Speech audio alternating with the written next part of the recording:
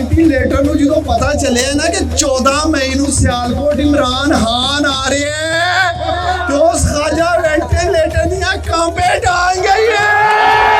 ਉਹ ਕਦੀ ਬਿਕਾਰੀਆਂ ਦੇ ਵੀ ਕੱਪੜੇ ਵੀ ਕਹਿੰਦੇ मैं अपनी निक्कर ते बनियान बेच के आटा सस्ता करांगा। और शर्म कर चेरी ब्लॉसम, पहले तो तेरे बदबूदार गंदे कपड़े किसी ने लेने नहीं जेड़े करप्शन दे दागदार ने। अगर तुसा सियालकोट च पाकिस्तान तरीके इंसाफ दे किसी वर्कर दी हवा नूं भी हथ लाया ते पूरे सियालकोट च दमादम मस्त कलंदर होएगा। तू अमरीका दी गुलामी च अमरीका दे अगे झुकया ही नहीं, लेट गया अमरीका दे अगे।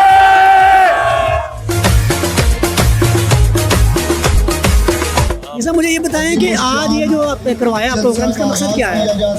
ये आज जो यह प्रोग्राम है ये बेसिकली तौर पे पाकिस्तान तहरीक इंसाफ के जो वर्कर्स हैं वो खुद ही प्रोग्राम रख रहे हैं। 14 मई इमरान खान साहब ने जो सियालकोट में अजीम आलीशान जलसा रखा है उसके हवाले से लोगों का जोश जज्बा देखने वाला है। इंशाअल्लाह पाकिस्तान तहरीक इंसाफ का ये जलसा सियालकोट का तारीखी जलसा होगा और जो इमरान खान साहब का मोटिव है कि हम किसी सूरत इम्पोर्टेड हुकूमत को नहीं मानते। 14 मई बरोज हफ्ता इंशाअल्लाह सियालकोट फैसला कर देगा कि नून लीग की सियासत का जनाजा सियालकोट से निकल जाए। इस वक्त इमरान खान को आपकी ज़रूरत है और आपको इमरान खान की ज़रूरत है। ये 30 साल से ये जो वारियाँ ले रहे हैं एक दूसरे की, ये ख़त्म किया जाए, कुछ नया सोचे उसका। तैयार हो असम कोटी हुकूमत दी मंजी ठोकन वास्ते तैयार हो। जिंदाबाद सियालकोट तैयार है अपने कप्तान दा तरीही इस्तकबाल करने वास्ते। देखो मैं खास तौर ते इस मारे आया सा कि अजकल पाकिस्तान दे विच बड़े अमरीकी गुलाम पे फिरदे पे ने ना अमरीकी गुलाम ए अमरीका दा झंडा चुक के फिरदे पे ने और उन्हां चों एक अमरीकी गुलाम कित्थों ने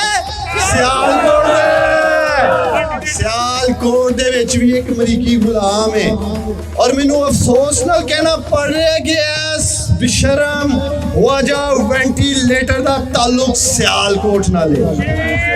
मैं चाहना मेरा क्लिप रिकॉर्ड करो और खाजा वेंटिलेटर तक पहुंचाओ। ओ वे वजह वेंटिलेटर तेरा तो पता नहीं लेकिन सियालकोट दियां मावां ने दलेर पुत्र जमे ने। सियालकोट च दलेर पुत्र और दलेर पुत्रा ने हिंदुस्तानी टैंकां दे अगे लेट के अपनी जाना दे नजराने पेश कीते सन। सियालकोट दी मट्टी च ते सियालकोट दे बार्डर तो अज भी उन्हां दे लहू दी खुशबू आंदी है। लेकिन बेशरम शख्स ख्वाजा वेंटिलेटर सानू अफसोस नाल कहना पै रहा तेरा ताल्लुक सियालकोट नाल है। तू अमरीका दी गुलामी च अमरीका दे अगे झुकया ही नहीं, लेट गया अमरीका दे अगे। हाथ चुक के मेरे नाल वादा करो केड़ा क्लिप हाजा वेंटिलेटर तक पहुंचाएगा। जेड़ा हाजा वेंटिलेटर तक मेरा क्लिप पहुंचाएगा आई लव यू ओनू मैं इमरान खान नाल बनाया। हाँ भाई गल है वे कि इनू मैं इस बारे चाहना इन्होंने लोगों तक क्लिप पहुंचन कि यार तुसी लोग इन्ने मकसद घिर चुके हो सियासत। इस खाजा वेंटिलेटर नू तेरे लीडर नू पूछो तेरा नजरिया की है और यार ताड़ा नजरिया की है। कौम डिप्रेशन का शिकार है, ताड़ियां असल शक्लां की ने, तुसी की सियासत पे करते हो। 30 35 40 साल तो असी सुनते आ रहे हैं कि जरदारी चोर है, जरदारी करप्ट है, मिस्टर 10% है, पीपल्स पार्टी ने मुल्क तोड़े है। नून लीग पंजाब च चूरन बेचती रही। बेशर्मो अज पीपल्स पार्टी का वजीर हारजा ला लिया जे।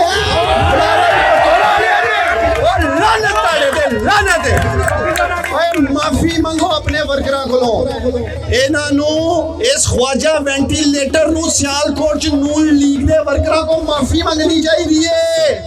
ये लड़ांदे रहे ने पीपल्स पार्टी दे नून लीग दे वर्करां नू लड़ांदे रहे ने। ਇਹਨਾਂ ਨੂੰ ਮਾਫੀ ਮੰਗਣੀ ਚਾਹੀਦੀ ਹੈ। ਮੈਨੂੰ ਫਖਰ ਹੈ ਆਪਣੇ ਲੀਡਰ ਇਮਰਾਨ ਖਾਨ ਤੇ 25 ਸਾਲ ਤੋਂ ਡਟਿਆ ਰਿਹਾ 25 ਸਾਲ ਪਹਿਲੇ ਉਹਨੇ ਕਿਹਾ ਨਾ ਮੈਂ ਖੁਦ ਝੁਕਾਂਗਾ ਨਾ ਅਜ਼ੀਮ ਪਾਕਿਸਤਾਨੀਆਂ ਨੂੰ ਝੁਕਣ ਦਿਆਂਗਾ ਔਰ ਵਕਤ ਆਂਦੇ ਤੁਹਾਡਾ ਤੇ ਮੇਰਾ ਲੀਡਰ ਡਟ ਗਿਆ ਉਹਨੇ ਆਪਣੀ ਹਕੂਮਤ ਕੁਰਬਾਨ ਕਰ ਦਿੱਤੀ ਲੇਕਿन खुददार पाकिस्तान वास्ते अहमद खुददार पाकिस्तानी वास्ते डट गया एक सुपर पावर दे सामने।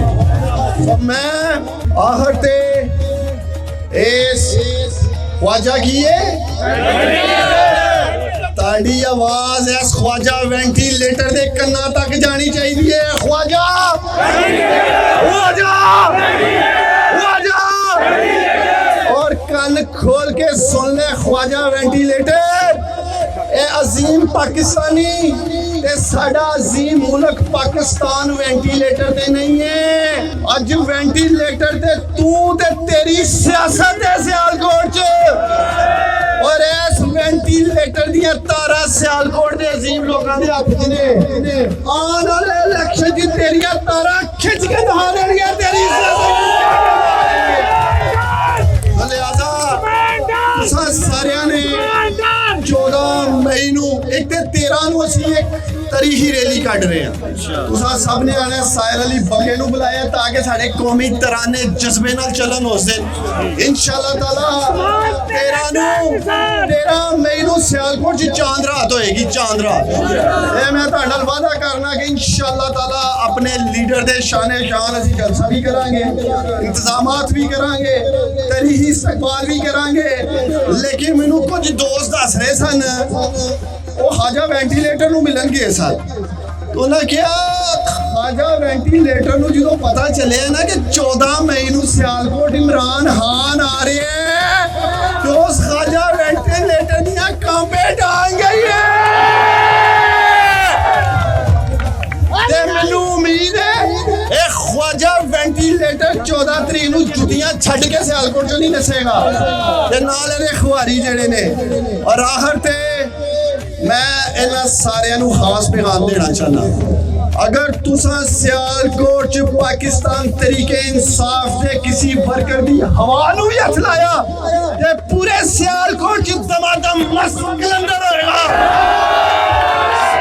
किसी गलत फहमी च ना रहना इंशाअल्लाह ताला असीं सारे अपने लीडर इमरान खान दा तारीखी इस्तकबाल करांगे ये पिछे एक भरा खलोता दा सी ये मैनू मैं कहता चैरी ब्लोसम डालो भी कुछ कहो और चैरी ब्लोसम मैनू लगता है दिमाग सटिया आ गया है और कभी बेकारियां दे भी कपड़े भी कहने कहता मैं अपनी निक्कर ते बनियान बेच के आटा सस्ता करांगा और शर्म कर चैरी ब्लोसम पहले तो तेरे बदबूदार गंदे कपड़े किसी ने लेने नहीं जेडे करप्शन के दागदार ने अगर वाकई तेरी नीयत साफ है कि तू आटा घटाना चाहना है जेडी लुटमार करके करप्शन करके सासे खरीदे ने ना बड़े भरा नूं कह जिहदे प्लेटलेट्स दे ऊपर थल्ले हो रहे ने ते नाल अपने जानी जिगर सरदारी नूं कह कि विचों सारा कुछ ए टैक्स पेयर दा पैसा ते मुल्क च लियाओ